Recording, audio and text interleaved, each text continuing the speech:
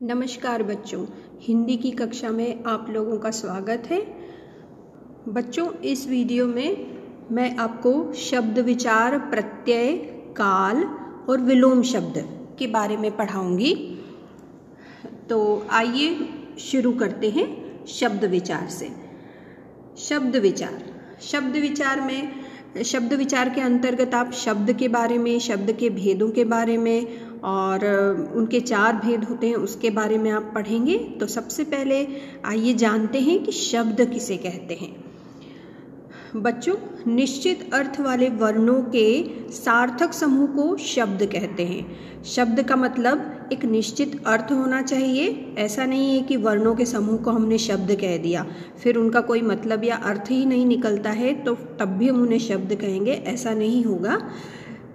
वर्णों के समूह को, और कैसा समूह, सार्थक होना चाहिए। सार्थक मतलब अर्थ सहित, एक अर्थ होना चाहिए, निश्चित अर्थ निकलना चाहिए उसका, उसी को हम शब्द कहेंगे।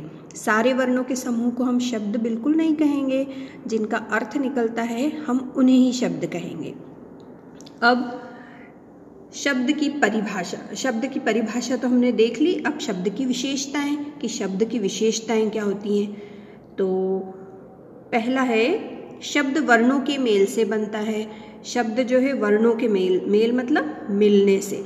वर्ण मिलेंगे तभी शब्द बनेंगे। जैसे क, म, ल। अब कमल, तीनों को मिला देंगे तो एक शब्द बन गया कमल। तो वर्णों के मेल से शब्द बनते हैं। प्रत्येक शब्द का कोई न कोई अर्थ होता है। अब कोई भी शब्द हम 2 वर्णों को जोड़ेंगे तो कोई न कोई अर्थ अवश्य निकलेगा, और अर्थ निकलेगा तभी हम उसे शब्द कहेंगे। तो शब्दों का वाक्यों में प्रयोग किया जा सकता है। अब उन्हीं शब्दों के मेल से क्या बन जाता है, वाक्य बन जाता है। जैसे मैं विद्यालय जाता हूँ, तो इतने सारे शब्दों को हमने जोड़ दिया तो क्या बन गया, हमारा एक वाक्य बन गया। तो ये शब्दों की विशेषताएं हमने देखी। अब परिभाषा, विशेषताएं शब्दों की देखने के बाद शब्द भेद। अब शब्द के भेद, जो कि 4 आधार पर शब्दों के भेद किए गए हैं, तो आइए पढ़ते हैं इसके बारे में। शब्द के भेद निम्नलिखित आधार पर किए जाते हैं। पहला है अर्थ के आधार पर, दूसरा है रचना या बनावट के आधार पर, तीसरा है स्रोत के आधार पर या उत्पत्ति के आधार पर, और अंतिम चौथा है प्रयोग के आधार पर। तो इन 4 आधारों पर शब्द को विभाजित किया गया है, भेद किए गए हैं इनके, और उसके 4 आधार हमने अभी पढ़े। तो अब इसको विस्तृत रूप में हम पढ़ेंगे। पहला है अर्थ के आधार पर शब्दों का वर्गीकरण। अब अर्थ के आधार पर शब्दों का वर्गीकरण, जैसा कि हमने अभी पढ़ा कि शब्दों का एक निश्चित अर्थ वर्णों के मेल से तो बनते हैं और उनका एक निश्चित अर्थ होना चाहिए। तो अब अर्थ के आधार पर उन शब्दों का वर्गीकरण हमने कैसे किया, 2 भेद किए, 2 वर्गों में उसे बांट दिया। एक पहला होगा सार्थक शब्द और दूसरा होगा निरर्थक शब्द। मतलब अब हमने वर्णों को तो मिला दिया और हमने ये भी कहा कि उसका एक निश्चित अर्थ निकलना चाहिए। तो अर्थ निकलेगा तो सार्थक हो गया, मतलब अर्थ सहित, अर्थ के साथ, उसको कहेंगे हम सार्थक शब्द। और निरर्थक मतलब किन्हीं भी वर्णों को हमने जोड़ दिया और उनका कोई अर्थ ही नहीं निकल रहा, तो वो निरर्थक हो गए। निरर्थक मतलब जिनका कोई अर्थ ही नहीं निकलता, उनको हम कहेंगे निरर्थक शब्द। ठीक है। तो अर्थ के आधार पर शब्दों के 2 भेद होते हैं। पहला है सार्थक शब्द, जो शब्द किसी अर्थ का बोध कराते हैं, जो शब्द किसी अर्थ को बताते हैं, उन्हें हम सार्थक शब्द कहते हैं। सार्थक का नाम सुनते ही हमें समझ में आता है कि अर्थ मतलब अर्थ के साथ, मतलब इसका कोई ना कोई अर्थ अवश्य निकल रहा है। जैसे घर, पुस्तक, नगर, क्षेत्र आदि। अब इन शब्दों को हमने पढ़ा तो हमें अपने आप समझ में आ रहा है कि कोई ना कोई अर्थ तो है। घर, मेरा एक बहुत सुंदर, या मेरा घर बहुत बड़ा है, तो घर हमने बोला तो हमें समझ में आएगा कि ये घर के बारे में बात हो रही है। हमें एकदम से ये नहीं लगेगा कि स्कूल के बारे में हो रही है, या फिर किसी बगीचे के बारे में हो रही है, या फिर बाजार के बारे में हो रही है। ऐसा नहीं समझ में आएगा। हमें घर बोला है तो हमें घर के बारे में समझ में आएगा। पुस्तक बोला तो पुस्तक अर्थ है उसका, समझ में आएगा कि किताबों के बारे में बात हो रही है। नगर, क्षेत्र, इन सभी के अर्थ जो हैं वो निश्चित हैं, तो हमें समझ में आ जाता है कि किसके बारे में यहाँ पर बात हो रही। तो ये सारे शब्द क्या कहलाएंगे? सार्थक शब्द कहलाएंगे। और सार्थक शब्दों के भी भेद किए गए हैं, मतलब उनको भी 4 भेदों में बांटा गया है। एकार्थी शब्द, अनेकार्थी शब्द, विलोम शब्द और पर्यायवाची शब्द, वो सार्थक शब्द होते हैं जो कि हमने पढ़े हैं। सार्थक शब्द में के अंतर्गत एकार्थी शब्द जिनका एक ही अर्थ हो, एकार्थी शब्द हमने पढ़े, और अनेकार्थी जिनका अनेक अर्थ निकलता है, जिन शब्दों का उन्हें हम अनेकार्थी शब्द कहते हैं। एकार्थी जिनका एक ही अर्थ निकलता है, जैसे मान लीजिए मैंने महात्मा गांधी कहा तो उनका उस शब्द का एक ही अर्थ निकलेगा। महात्मा गांधी के नाम से हमें बहुत सारे व्यक्तियों का चेहरा सामने नहीं आएगा। महात्मा गांधी मतलब महात्मा गांधी, एक का ही चेहरा आया सामने, तो एक ही अर्थ निकला। उसी प्रकार अनेकार्थी शब्द, अनेक अर्थ जिसके निकलते हैं, ठीक है, उसको हम कहेंगे अनेकार्थी शब्द। जैसे हाथ तो कर, अब जैसे मान लीजिए मैंने बोला कर, तो कर का क्या हो गया? हाथ हो गया, टैक्स हो गया, ऐसे कई सारे शब्द निकलते हैं। पत्र, पत्र को मैंने बोल दिया कि पत्र, तो पत्र के भी कई अर्थ हैं। पत्र का पत्ता अर्थ है, चिट्ठी अर्थ है, तो अनेकार्थी शब्द है। फिर विलोम शब्द, विलोम शब्द मतलब विपरीत अर्थ, उल्टा अर्थ बताने वाले, जैसे पाप, पुण्य, जैसे ऊपर, नीचे, ये हो गए विलोम शब्द। और पर्यायवाची शब्द, समान अर्थ का बोध कराने वाले शब्द पर्यायवाची शब्द कहलाते हैं। जैसे मान लीजिए बोला कोयल, श्यामा, पिक, कोकिला, माँ, माता, अम्बा, जननी, तो ये सारे शब्द क्या हैं? पर्यायवाची शब्द हैं, मतलब समान अर्थ को प्रदर्शित करते हैं। तो सार्थक शब्द 4 प्रकार के हमने देखे। उसके बाद आता है निरर्थक शब्द। निरर्थक शब्द, अब इस शब्द को सुनते ही समझ में आ रहा है कि ये निरर्थक है। निरर्थक का मतलब जिसका कोई अर्थ ही नहीं, नी शब्द लग गया, कोई अर्थ नहीं निकलता। आइए इसको जाने। जिन शब्दों से कोई अर्थ न निकले उन्हें निरर्थक शब्द कहते हैं। निरर्थक मतलब कोई अर्थ ही नहीं निकल रहा, जैसे रोटी, ओटी, हाँ तो ओटी, ओटी कोई अर्थ नहीं ऐसा। खाना, वाना, वाना कोई अर्थ नहीं। ताला, वाला, वाला कोई अर्थ नहीं। इस तरीके से कई सारे शब्द हैं जिनका कोई अर्थ नहीं निकल रहा, तो हम उन्हें क्या कह देंगे? निरर्थक, जिनका कोई भी अर्थ नहीं निकलता। अब दूसरा आएगा बनावट या रचना के आधार पर शब्द भेद। पहले हमने अर्थ के आधार पर पढ़ा, सार्थक और निरर्थक। अब दूसरा है रचना के आधार पर, बनावट के आधार पर शब्दों के 3 भेद किए गए हैं। पहला है रूढ़ शब्द, दूसरा है यौगिक शब्द, तीसरा है योग रूढ़ शब्द। तो बच्चों पहला है रूढ़ शब्द। रूढ़ शब्द के बारे में पता करते हैं, आइए इसके बारे में थोड़ा जानते हैं। रूढ़ शब्द ऐसे शब्द जो किसी निश्चित अर्थ को प्रकट करते हैं, लेकिन अगर उनके टुकड़े या खंड या उनको अलग अलग कर दिया जाए तो वे निरर्थक हो जाते हैं, मतलब उनका कोई अर्थ नहीं निकलता। ऐसे शब्दों को रूढ़ शब्द कहते हैं। रूढ़ मतलब वो उसी अर्थ में रूढ़ हो गए हैं, उनको हमने अलग अलग कर दिया तो उनका कोई अस्तित्व नहीं, उनका कोई भी अर्थ ही नहीं निकलता। और यदि हमने उनको साथ में अर्थ बोध कराया है तो उसको क्या हो गया? वो सार्थक, मतलब कि उनका एक निश्चित अर्थ निकलता है। और उनको अलग अलग कर दिया, खंड कर दिए, टुकड़े कर दिए, तो क्या होगा? वो निरर्थक हो जाएंगे। ऐसे शब्दों को रूढ़ शब्द कहते हैं। जैसे फल, फल एक रूढ़ शब्द है। अब उसमें से उसका एक निश्चित अर्थ भी प्रकट हो रहा है, लेकिन फ और ल को अलग अलग कर दिया जाए तो इसका कोई भी अर्थ नहीं रह जाएगा। जैसे कमल, अब क अलग कर दिया, म अलग कर दिया, ल अलग कर दिया, तो कमल को मैं यदि अलग कर दूंगी, फल को मैं अलग कर दूंगी, तो क्या हो जाएगा? इनका कोई अर्थ ही नहीं निकलेगा। ठीक है, तो ये क्या हो गए? रूढ़ शब्द। ठीक है, इस तरीके से मतलब उनका कोई ना कोई अर्थ होना चाहिए। रूढ़ शब्द जैसे फूल, जैसे पानी, पा अलग कर दिया, नी अलग कर दिया, घर, घर, घर अलग, घ अलग कर दिया, र अलग कर दिया, तो कोई अर्थ नहीं निकलेगा। तो ये सारे शब्द क्या हो गए? रूढ़ शब्द हो गए। उसके बाद यौगिक शब्द। यौगिक, अब यौगिक शब्द, योग जहाँ पर दिखाई दे रहा है हमें शब्द में ही दिखाई दे रहा है योग। योग का अर्थ होता है जोड़ना। अब जोड़ेंगे हम किसे? कोई ना कोई दो चीज़ होगी उसे ही जोड़ते हैं हम, किसी एक को हम कैसे जोड़ेंगे? जोड़ने के लिए हमें दो या दो से अधिक चीज़ें चाहिए होंगी तभी हम उसे जोड़ पाएंगे। तो यौगिक जहाँ हमें नाम से ही स्पष्ट हो रहा है कि योग होगा, किसी न किसी का जोड़ होगा। तो आइए इसकी परिभाषा जाने।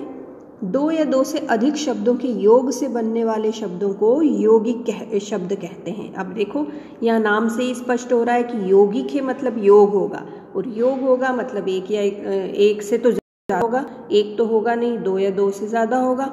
उन्हीं शब्दों को हम जोड़ेंगे। अब शब्द हैं तो शब्द ही दिए जाएंगे तो उनको ही हम जोड़ेंगे, तो वो हो जाएंगे यौगिक शब्द। यौगिक शब्दों के खंड या टुकड़े करने पर उन खंडों के अर्थ निकलते हैं। अब देखिए हमने आगे पढ़ा कि फल, फ अलग कर दिया, ल अलग कर दिया, कोई अर्थ नहीं। पर यौगिक शब्दों को यदि हम अलग करेंगे तो उनका अर्थ रहेगा, निकलेगा। जैसे पाठशाला, पाठ धनशाला, पाठ का अर्थ है, शाला का अर्थ है पाठशाला। शीश महल, शीश और महल। उसी तरह रसोई घर, यौगिक शब्द है। रसोई अलग कर दिया, घर अलग कर दिया, अलग तो उनका भी अर्थ निकलता है। राजमहल, विद्यालय, विद्याधन आलय।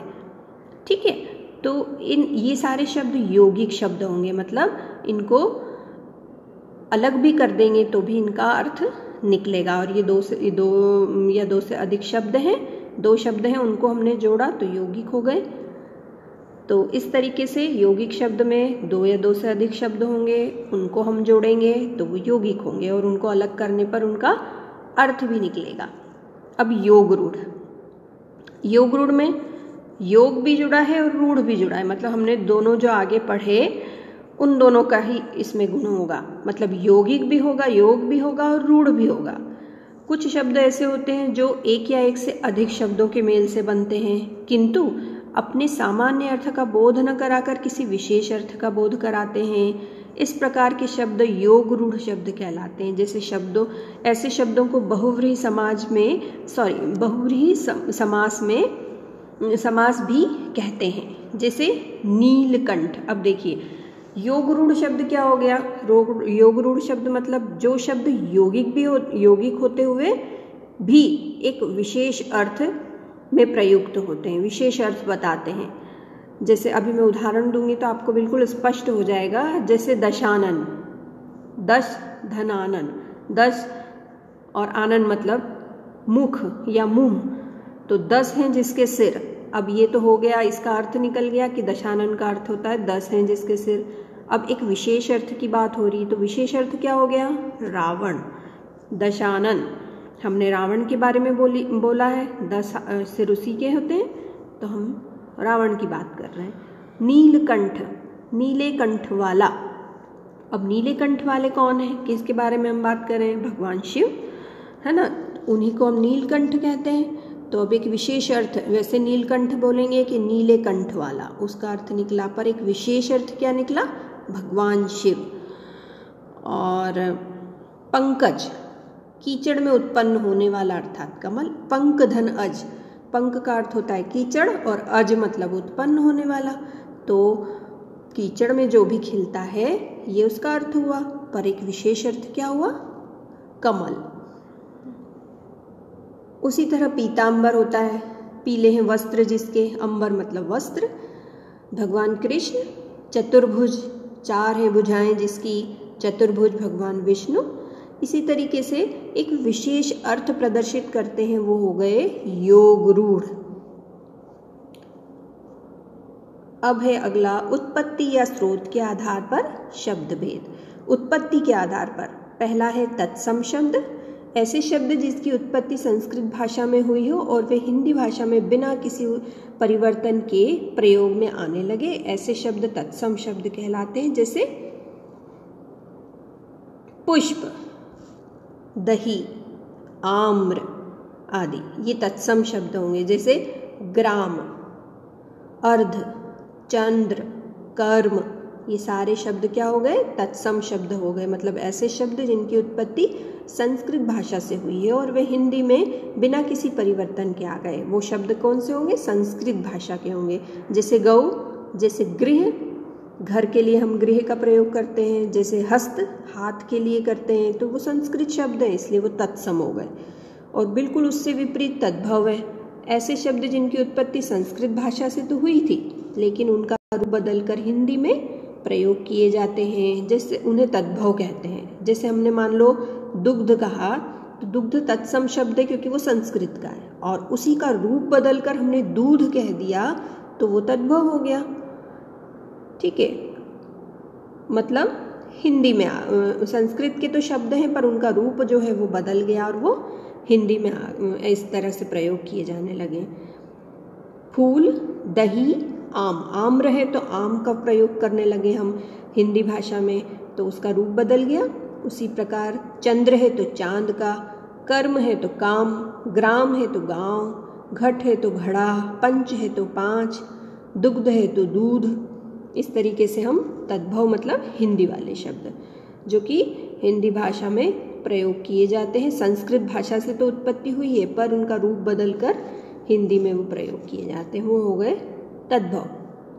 तीसरा है देशज। अब देखिए नाम से ही स्पष्ट हो रहा है, पता चल रहा है कि देशज मतलब क्या होगा। देशज शब्द, जो शब्द देश के अलग अलग हिस्सों से आए हैं उन शब्दों को देशज कहेंगे। देश शब्द का अर्थ होता है देश में जन्मा, देशी हम कहते हैं ना, ये देशी है या देश में जन्मा। तो जो शब्द लोक भाषाओं से हिंदी में लिए गए हैं उन्हें देशज शब्द कहेंगे, या देश के अलग अलग हिस्सों से आए हैं उन्हें हम देशज शब्द कहेंगे। ऐसे शब्द स्थानीय बोलियों से उत्पन्न होते हैं और उनके बाद हिंदी में जुड़ जाते हैं, जैसे लोटा, जैसे पगड़ी, झाड़ू, ठोकर, खिड़की आदि। ये शब्द देशज शब्द होंगे, देशी शब्द, जो कि विभिन्न स्थानों पर जैसे अलग अलग शब्दों का प्रयोग किया जाता है, तो ये वो शब्द होते हैं जो कि हिंदी भाषा में अपना लिए जाते हैं। फिर है विदेशी शब्द। विदेशी भाषाओं से हिंदी में ज्यों के त्यों बिना किसी बदलाव या परिवर्तन के प्रयोग किए जाते हैं, विदेशी शब्द कहलाते हैं। अब विदेशी शब्द वे होंगे जो शब्द विदेशी भाषाओं से आए हैं, वे विदेशी शब्द कहलाते हैं। जैसे स्कूल, डॉक्टर, कागज, कर्फ्यू, कारतूस आदि।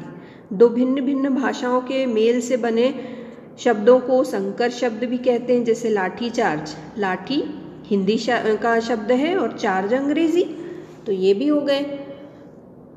जैसे कॉलेज, जैसे पेन, टिकट, मशीन, ये सारे शब्द क्या होंगे? विदेशी शब्द होंगे, मतलब दूसरी भाषाओं से हिंदी में जो कि त्यों अपना लिए गए हैं।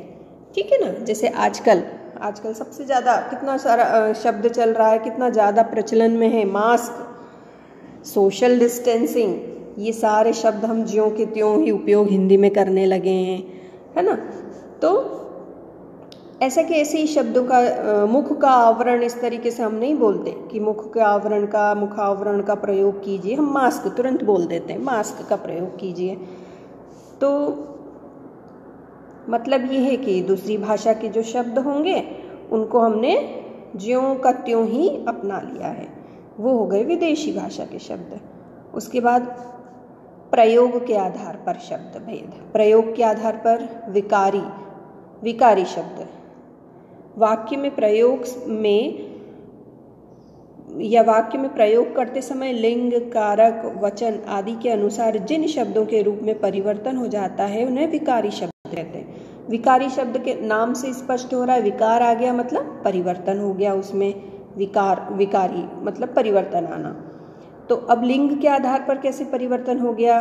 लड़का खेलता है, अब लिंग है यहाँ पर लड़का, अब हमने मान लीजिए बदलना है हमें लिंग, तो हमें इस तरीके से लिखना पड़ेगा, लड़की खेलती है। तो यहाँ पर क्या हो गया? खेलना तो क्रिया है, समान दिख रही है कि यहाँ भी खेलना है, यहाँ पे भी खेलना है, पर क्या हो गया? लिंग परिवर्तन के कारण लड़का खेलता है आएगा और लड़की खेलती है आएगा। अब कारक के आधार पर, लड़का खेलता है, लड़के खेलते हैं, लड़के को खेलने दो। देखिए अब यहाँ कारक के आधार पर भी परिवर्तन आ गया, बात वही है पर परिवर्तन आ गया। वचन के आधार पर देखिए इसी में ही परिवर्तन आ जाएगा। लड़का खेलता है, लड़के खेलते हैं। अब यहाँ लड़का एक वचन, यहाँ लड़के बहुवचन दिखाई दे रहा है, तो ये वचन के आधार पर इसमें परिवर्तन आ गया। तो जहाँ जहाँ परिवर्तन आएगा वो क्या होंगे, विकारी होंगे, विकारी शब्द होंगे। अब विकारी शब्द जो हैं वो 4 प्रकार के बताए गए हैं। 4 प्रकार के होते हैं, संज्ञा, सर्वनाम, विशेषण, क्रिया। उसके बाद आता है अविकारी शब्द। अविकारी शब्द, अब देखो विकार मतलब हो गया परिवर्तन, और अ जुड़ गया मतलब जहाँ कभी परिवर्तन ही नहीं होता वो अविकारी हो गया। जिन शब्दों के रूप में कभी परिवर्तन नहीं होता उन्हें अविकारी शब्द कहते हैं। जैसे सभी क्रिया विशेषण, संबंध बोधक, समुच्चय बोधक, विस्मय आदि बोधक, अव्यय शब्द अविकारी शब्द कहलाते हैं। अब देखिए हमने आगे पढ़ा कि संज्ञा से, क्रिया से, सर्वनाम से, विशेषण, वचन, कारक, काल सभी से क्या हो रहा था, परिवर्तन आ रहा था, लिंग से भी आ रहा था। ठीक है, तो अब अविकारी में क्या होगा, कोई परिवर्तन नहीं होगा। क्रिया विशेषण, संबंध बोधक, समुच्चय बोधक, विस्मय आदि बोधक, अव्यय शब्द ये सारे क्या होंगे, अविकारी शब्द होते हैं। जैसे उदाहरण के तौर पे मैं बताऊं आपको, तो इसमें लिखा है यहाँ पे तथा, किंतु, परंतु, अधिक, तेज। ये सारे शब्द हम किसी भी लिंग में, किसी भी काल में, किसी भी वचन में कभी भी प्रयोग कर लें, इन शब्दों का प्रयोग हमेशा वो का वही होता है। जैसे मैं एक उदाहरण आपको बताऊं, अब जैसे हमने यहाँ पर ये जैसे एक उदाहरण यहाँ पर देखा, लड़का खेलता है। अब इसको यहाँ पर मैं क्रिया विशेषण जोड़ देती हूँ। मान लीजिए लड़का धीरे धीरे खेलता है। ठीक है, अब यहाँ पर लिंग के आधार पर लड़का धीरे धीरे खेलता है। अब लिंग के आधार पर मैंने परिवर्तन किया, लड़की धीरे धीरे खेलती है। तो यहाँ धीरे धीरे यदि मैंने जोड़ा तो धीरे धीरे में यहाँ पर भी कोई परिवर्तन नहीं आया, यहाँ पर भी परिवर्तन नहीं आया। हाँ, इसी प्रकार से लड़का खेलता है, तो अब यहाँ कारक के आधार पर लड़का धीरे धीरे खेलता है। लड़के को खेलने दो, लड़के को धीरे धीरे खेलने दो। देखो यहाँ पर भी धीरे धीरे शब्द में परिवर्तन नहीं आया। उसी प्रकार वचन में देख लेते हैं, लड़का खेलता है, लड़का धीरे धीरे खेलता है। लड़के खेलते हैं, लड़के धीरे धीरे खेलते हैं। अब देखिए क्रिया विशेषण मैंने एक जोड़ा धीरे धीरे, तो किसी भी लिंग में, कारक में, वचन में धीरे धीरे शब्द में प्रयोग मैंने किया तो उसमें कोई भी परिवर्तन नहीं आया, तो उसको हम क्या कहेंगे, अविकारी, मतलब उसमें कोई परिवर्तन नहीं आ रहा। इसी प्रकार उधर, बिना, पीछे, किंतु, परंतु, ओह, वाह आदि शब्द क्या होते हैं, अविकारी शब्द, मतलब उसमें कोई परिवर्तन नहीं आता। अब अगला है प्रत्यय। प्रत्यय उपसर्ग पहले हमने पढ़ा, उपसर्ग जो शब्दों के आगे जोड़ते हैं हम वो उपसर्ग है। प्रत्यय जो है वो बिल्कुल वो पीछे जोड़ते हैं। देखिए प्रत्यय के बारे में जानते हैं, प्रत्यय की परिभाषा। प्रति धन अय, दो शब्दों के मेल से प्रत्यय शब्द का निर्माण हुआ है। प्रति का अर्थ होता है साथ में, पर बाद में होता है, और अय का अर्थ होता है चलने वाला, मतलब साथ में या बाद में चलने वाला। इस प्रकार प्रत्यय का अर्थ क्या हुआ, शब्दों के साथ पर बाद में चलने वाला या लगने वाला शब्दांश, उसको हम क्या कहेंगे, प्रत्यय कहेंगे। मतलब प्रत्यय क्या होता है, बाद में जुड़ता है। अतः जो शब्दांश के अंत में जोड़े जाते हैं उन्हें प्रत्यय कहते हैं। जैसे बड़ा शब्द में आई प्रत्यय जोड़ने से बड़ाई हो गया, बड़ाई शब्द बन गया, मतलब आई को हमने बाद में जोड़ा, और बाद में जोड़ने वाला शब्दांश शब्द क्या कहलाएगा, प्रत्यय। वे शब्द जो किसी शब्द के अंत में जोड़े जाते हैं उन्हें प्रत्यय, प्रतिधन अय, बाद में आने वाला या लगने वाला कहते हैं। जैसे गाड़ी धनवान, गाड़ीवान, अपना धनपन, अपनापन। अब प्रत्यय के दो भेद हैं, हमने अभी प्रत्यय की परिभाषा देखी। अब प्रत्यय के भेद देख लेते हैं। प्रत्यय के दो भेद होंगे, कृत प्रत्यय और तद्धित प्रत्यय। कृत प्रत्यय होगा और तद्धित प्रत्यय होगा। अब देखिए कृत प्रत्यय किसे कहते हैं? वे शब्दांश जो धातु के पीछे लगकर, हमने प्रत्यय तो देख लिया कि पीछे लगते हैं, अब जो धातु के पीछे लगेंगे, लगकर संज्ञा और विशेषण शब्दों का निर्माण करते हैं, वे कृत प्रत्यय कहलाते हैं। प्रत्यय तो है, हमें ये पता चल गया कि वो शब्द के पीछे लगते हैं। अब किसके पीछे? धातु के पीछे। तो जो धातु होंगे उनके पीछे लगेंगे, उनको हम क्या कहेंगे? कृत प्रत्यय कहेंगे। जैसे लड़ाई, ये शब्द देखिए यहाँ पर, लड़ाई, लिखाई।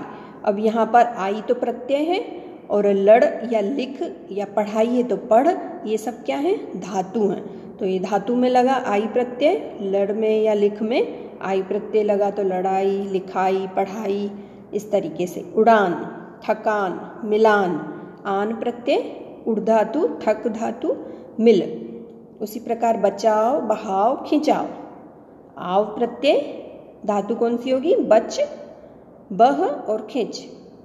सजावट, बनावट, रुकावट, उसमें प्रत्यय कौन सा होगा? आवट, और धातु होगी सज, बन, रुक। उसी प्रकार बोली या हंसी, तो प्रत्यय होगा ई और धातु होगी बोल या हंस। मतलब धातु के पीछे लगता है, उसे हम कृत प्रत्यय कहेंगे। और वैसे ही अब ये है तद्धित प्रत्यय। अब तद्धित प्रत्यय, प्रत्यय तो है मतलब वो भी पीछे ही लगेगा। अब वो देखते हैं कहाँ लगेगा। जो शब्दांश संज्ञा, सर्वनाम, विशेषण तथा अव्यय के अंत में जुड़कर, अंत में मतलब पीछे या बाद में जुड़कर नए शब्द बनाते हैं, उन्हें हम तद्धित प्रत्यय कहते हैं। अब देखिए इसको भी हम देखते हैं। बाला, बाल, धन आ, मूल शब्द क्या हो गया? बाल, और आ शब्द है तो बाला बन गया। प्रिया, प्रिय शब्द में आ प्रत्यय, प्रिया बन गया। सुत, आ, सुता। रस्सा, ई, रस्सी। पंडित, आइन, पंडिताइन। लाला, आइन, ललाइन। बाबू, आइन, बबुआइन। ऊंट, इनी, ऊंटनी। मोर, इनी, मोरनी। तो ये शब्द हमने देखे, संज्ञा, सर्वनाम, विशेषण या अव्यय के अंत में या पीछे जुड़ते हैं और नया शब्द बनाते हैं, उन्हें हम कहेंगे तद्धित प्रत्यय। तो प्रत्यय हमने जाने दो प्रकार के, कृत प्रत्यय और तद्धित प्रत्यय। अब उसी प्रकार काल, काल क्रिया के होने या करने के समय को काल कहते हैं, अथवा क्रिया के जिस रूप से कार्य करने या होने का समय का बोध होता है उसे हम काल कहते हैं। अन्य शब्दों में क्रिया के उस रूपांतर को काल कहते हैं जिससे उनके कार्य व्यापार का समय या उसकी पूर्ण या अपूर्ण अवस्था का बोध होता है। देखिए सबसे सिंपल या साधारण सी भाषा में यदि मैं बात कहूँ तो क्रिया के होने या करने, मतलब क्रिया जो है किस समय में हो रही है उसे हम काल कहेंगे। क्रिया चल रही है, क्रिया हो चुकी है या क्रिया होगी, उसे हम काल कहेंगे। जैसे मैं एक उदाहरण के द्वारा बताना चाहूँगी, बच्चे पढ़ रहे हैं। अब यहाँ पर हमें एकदम से, मैंने यदि ये वाक्य पढ़ा कि बच्चे पढ़ रहे हैं, तो आपको एकदम समझ में ये आएगा कि हाँ अभी बच्चे पढ़ रहे हैं, मतलब ये क्रिया जो है पढ़ने की वो चल रही है।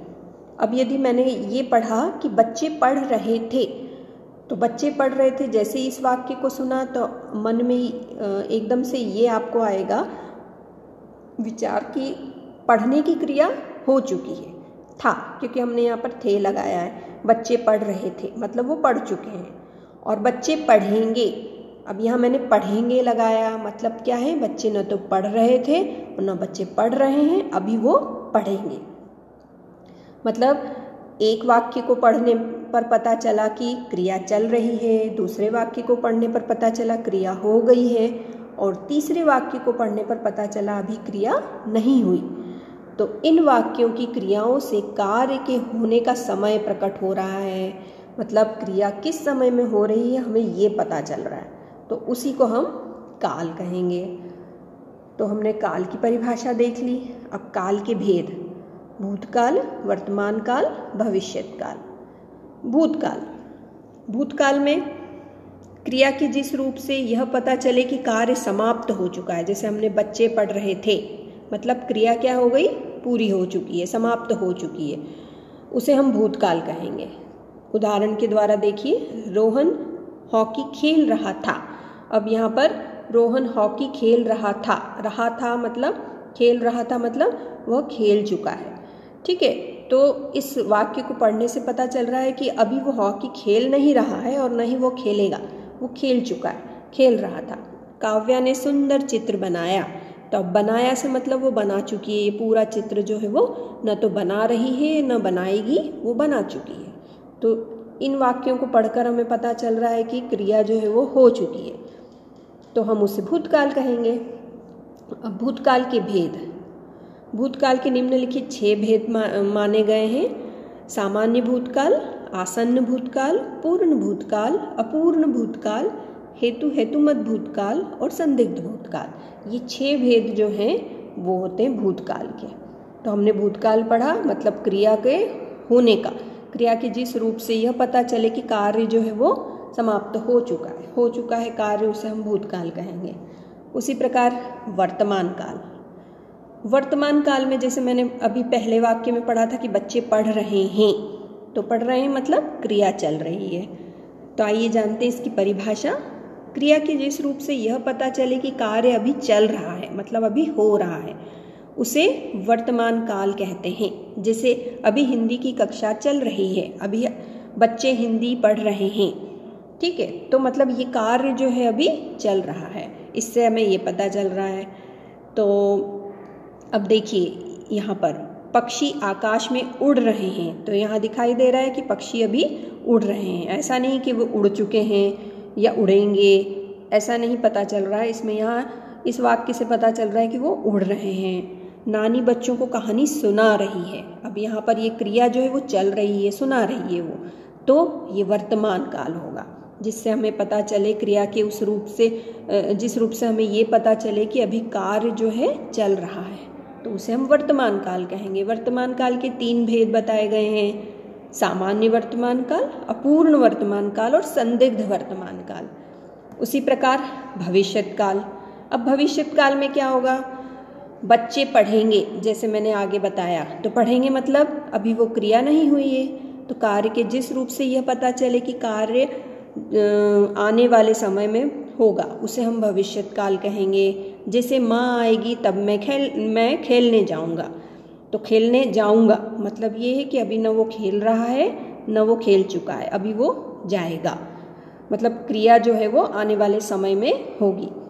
गर्मी की छुट्टियों में वे कश्मीर जाएंगे, मतलब न वो कश्मीर गए हैं, न वो कश्मीर में गए हैं और न कश्मीर जा चुके हैं, वो जाएंगे की बात हो रही है।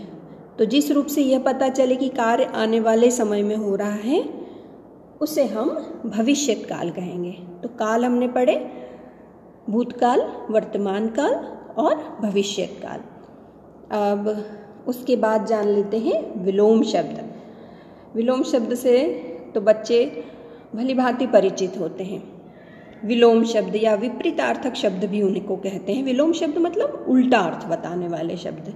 जैसे देखिए इस चित्र में यहाँ दिन दिखाई दे रहा है, ये दिन का चित्र है, लिखा है दिन, यहाँ पर रात, यहाँ सोना, यहाँ जागना।